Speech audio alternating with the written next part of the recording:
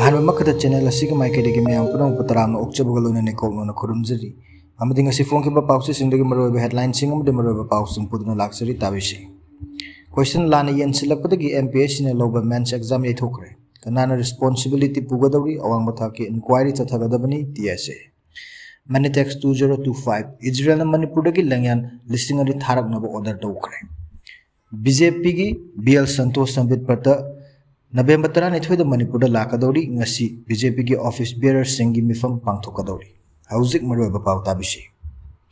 question lana yen silakpadagi MPSC na lower mains exam ye thokre MPSC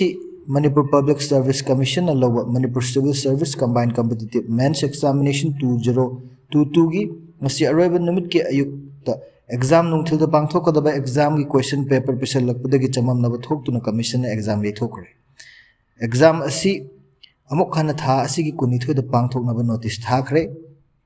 tha asi gi tare tagi hodun numit humni chumna chatharak pa MPSC na loba Manipur Civil Service Combined Competitive Mains Examination adu ngasi loisin gadabane exam asi gi timetable gi matung ina ngasi ayuk ki exam adu pung 8 dagi hawraga numit yumba pung 12 phawba GS paper 3 paper 4 aduga nungthil pung amma makhai dagi na pung 3 makhai phawna GS paper 4 amadi paper 5 exam pangthokadabani ngasi aroiba numit ki ayuk ki exam hawanna question paper yan thorakpada nungthil pangthokadabu GS 4 paper 5 question paper oni yan silakpadagi exam thariba candidate singi marakta chamam naba thoki hunna candidate listing amga chahum henmuna saruk yariba exam adu MPSC gi hall amasung TG Higher Secondary School gi exam center oiduna pangthoki exam adu hagolakpada question paper onare haiduna candidate singna wakalakpada khudakte MPSC gi maikaidegi exam adu cancel tawre haina lauthoraki hairi MPSC gi maikaidegi exam cancel tawre haina lauthorokiba adu khoisaunaraba candidate singna thawong adu pendaba fongdokladuna state asigi khwaidagi chawba exam asida yamna section da bamongda asoiba leirakpa haibasi laibak thibani masina candidate singi wakal da charang naba pokon natana matam sang wana honorakpa kayadu ademada tahalle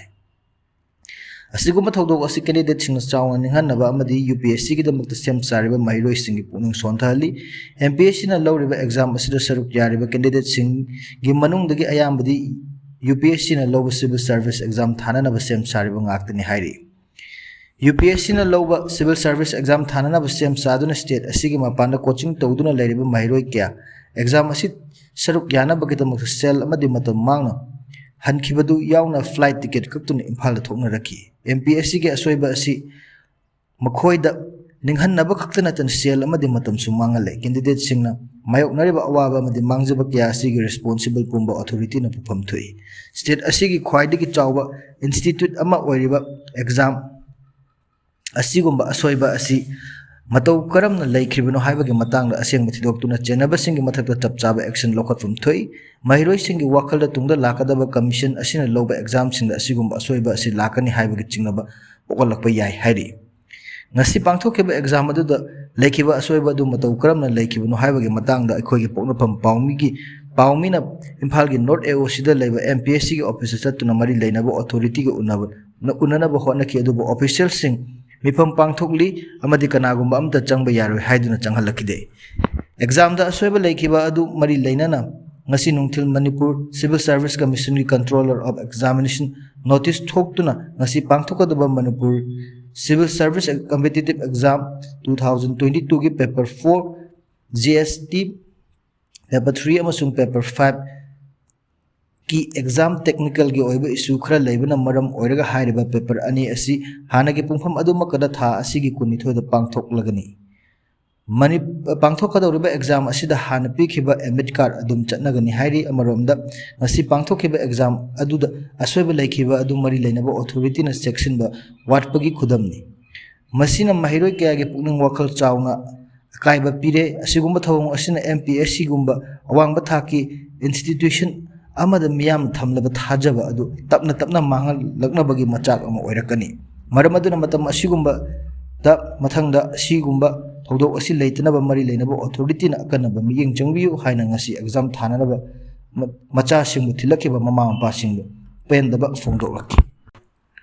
amadi kanana responsibility pugani haina su hangnarakli Manipur Civil Service Commission na lawba Manipur Civil Services Combined Competitive Men's Examination 2022 gi ngasi pangthokiba exam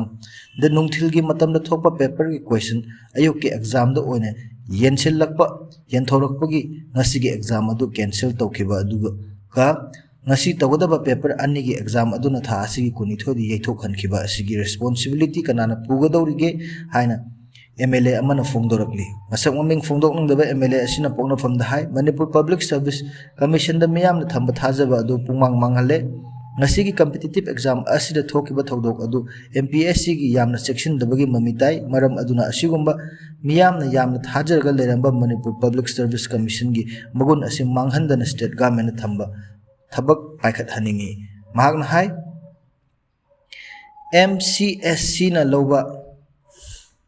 Manipur Civil Service Combined Competitive Men's Examination asi lamdam asigi asida haukiba chahi ani hena thorokliba irang asina maram oiraga Guwahati da leiba Assam Public Service Commission competition ju center oina hangdoklaga pangthoklibani mairoi kya Guwahati da ki center asida gisu seltingna Imphal Guwahati ki atangwa flight ticket kaklaga exam thaba chatlibani Imphal da pangthokliba exam asida sum mapan gi state singda atai atopa national level gi oiba exam kaya mayok nanaba sem saraga leiriba mahiroi kya su thoroklaga matam changna amasung seltingna thanaribani adubu ngasi gi question paper lana yenthokiba section dabagi mawong aduna hairiba mahiroi sing asida chawna ninghanaba pon baga loina na khudong chadaba kaya ama mayok nahaliba asi responsibility kanana pugadawribano haina hangladuna MLA asina phongdokhi asigumba thawong asi thonga ningdabana yamna section ba state asigi miyam gi damakta khana matik chaba mi kaya ama leiriba asina commission asigi thabak puhangadaba kari akaiba lei state asida larek laisu haiba commission gi chairman oiba yaba mi kaya ama lei na leina kari gi damakta mapandagi retired oraba mi oina thamlibano haina mahakna makhatana hangli Manipura popa Manipura chawrakpa lamdam asigi mi khaktana lamdam asigi miyambu nungsigani madu natadana atopa mapandagi lakpa state asida thabak tawonaba post piragasu lam koibagi mawongda lakpa asina matungda asoiba kaya ama thoklakhigani haina masak maming takthokningdaba MLA asina fongdokli Amarom da sung si thokiba thodok asigi matangda awangba thaki inquiry chathagadabani haina TSA na fongdorakli MPSC Manipur Public Civil Service Commission na lowa Civil Service Competitive Examination da asoiba yawkiba adu TSA thadok Student Association akanba mawongda condemn tawruduna awangba thaki inquiry chathanaba demand tawri TSA gi Secretary General Thangminlun thadokna thadorokpa cherol amana hai MPSC na tangka kya thokna verification chathaba matamda asigumba asoiba thorokpa asi laibak thibani asoiba sina maram oraga candidate kaya na chahi kaya changna sem sarakpa du aremba tahale Guwahati da exam asi thariba candidate singna wakhal amadi pukningda awaba mayokna ba khatana sel thumgi chawna amang basu mayokna bagi wafam thamlakli TSA gi maikaidagi MPSC gi maikaidagi khudakta official oiba clarification ama piba thodok asida chenaba singi mathakta chapchaba action lokhatnaba awangba thaki inquiry ama chathaba asigumba thodok asing matungda thoktanaba chapchaba khongthang lokhatpa inter community gi mari fagatlagliba asi yenglaga Guwahati da center lawba thadau tribe singi student singi Imphal da center lawba yahanba pambai puthokpa amasung thawong asina sokalaba candidate khudingmakta TSA na puna lepli amadi Manipur government na lokhatpam thokpa khongthang lokhatnaba demand tawrakli Nakal amaromdana BJP gi BL Santosh Sambit Patra November 32 da Imphal da lakadawri ngasi BJP gi office bearer singi mifam pangthokadawri BJP gi lengak muthatlaga president rule thamjiliba state asida party asigi national general secretary organization BL Santosh amasung party notice in charge Dr. Sambit Patra tha asiga 32 da Imphal da laklagani Pawnafamda fangwa pawgi likhun amagi matungin handakta state asigi BJP gi apanba legislature team amanam Delhi da chatuna BL Santosh amasung Dr. Sambit Patra unakhiba aduda state asida tha taruk makhatana president rule sangdok liba asigi amuk hana sangdoktana ba anaba government ama semnabagi thorang center na paikhatlagani haibagi thajaba wafam loinana Bihar gi state assembly gi mikhal asi loibaga state asida laklaga yengsilagani haibagi wafam sing thamlak khibagi matung ina makoi tha asigi 32 da lakadabani hairi BJP की central leader Singh लाखदौरिबा असिगे मांगोइनने निताई पाचु थेक्त लेबा Manipur BJP थंबाल संगलेंदा मसी पार्टी असिगे प्रेसिडेंट ए सरदा देवी याउन एग्जीक्यूटिव मेंबर सिंह अतै ऑफिस बियरर सिंह की ओइबा मिफम अमा हयेंग अयुक पुंग 13 ताबदा पांगथोकलगनि हाइरि BS संतोष अमसुंग डॉक्टर सबित पत्र इम्फाल लाखदौरिबा असिगे मरोइबा मरोइनना स्टेट असिदा लेरिबा पार्टी असिगे ऑर्गेनाइजेशन एसोसिएशन असेसमेंट तौबगा लोइनना पार्टी की मरु अइबा स्टेट की लुचिंगबा सिंह पार्टी की MLA सिंह उनदुना हिरम कया की मतांग खनरबा याय हाइरि हौजिक थोकलेबा इरांग असना मरम ओइरगा इम्फाल लाकपा ngamdana लेरिबा कुकी की BJP MLA सिंह गिसु लुचिंगबा अनि असिना मागी लेरिबा डिस्ट्रिक्ट सिंह चटलग उनदुना वा खनरबा याय हाइरि मखोइना लाखदबा असि खुदोंग चाबा असि लौरगा पार्टी की माइकेदगी अमसुंग MLA सिंह की माइकेदगी हौजिक प्रेसिडेंट रूल लेरिबा असि लौथोकलगा अथुबदा गवर्नमेंट सेमनबगी थौरांग सेंटर न पाइखत हनिंगबगी मतंग सु तक्सिन लबा याय हाइरि अतोपा पावगे लिखुन अमगे मतुंग इन BJP की सेंटर लुचिंगबा सिंह की माइकेदगी ममांग स्टेट असिगी BJP की MLA सिंह चलिबा नवेंबर था मनुंग असिदा अनौबा गवर्नमेंट अमा सेमनबगी थौरांग लेरे हाइना फोंदोखिबनी मधुगी मतुंग इन चलिबा नवेंबर था लोइद्रिंग ममांग स्टेट असिदा अनौबा गवर्नमेंट अमा सोइदना सेमलबा याना लेरे हाइरि हौजिक BJP की लेजिस्लेचर सिंह की मरक्तगी कनानासु लुचिंगबा ओइगदगी हाइबगी मतंग कांगलुप नाइबा मवोंगदा मागी मीबु लुचिंगबनी हाइना फोंदोक जरगसु सेंटर की लुचिंग बसिंग खुद थिलगा लुचिंगबा खलकपा मतमदा पार्टी असिगे MLA पुनमक अदुमुक तुमिन्ना पुन्ना चटखिगनी नौना खलबा लुचिंगबा अदुनसु मागी कुशी राशि तौनिंगबा तौबा अदुसु यादनबा सेंटरना याचल लाकलगा थबक थौरम कया अमा तहोलकनी हाइबगी थाजबसु लई लुचिंगबा खंदुना अनौबा गवर्नमेंट सेमलकपा मतमदा हापकदौरिबा मिनिस्टर सिंह अमसुंग चीफ मिनिस्टर ओइगदौरिबा लुचिंगबा अदुगी अपांबा तौरकनी हाइबसु थाजबा लेते मरम अदुना अयाम्बा कैबिनेट मिनिस्टर सिंह अदु सेंटर ओइना लैपथोकपगी थाजबसु चावना लई मथंगे 13 सुबह मणिपुर लेजिस्लेटिव असेंबली की मिखलदसु इंग 2027 की अंगन सरुक पांथोकदबा मरमना पांथोकदौरिबा मिखल असिदा हानगुम BJP ने एब्सोल्यूट मेजॉरिटी फंखिबा अदुदगी तादना फंगनबगी थौरांग तौरकनी मसिना नौना सेमलकदौरिबा गवर्नमेंट असिदा मिनिस्टर ओइरिबा सिंगसु अतै मिनिस्टर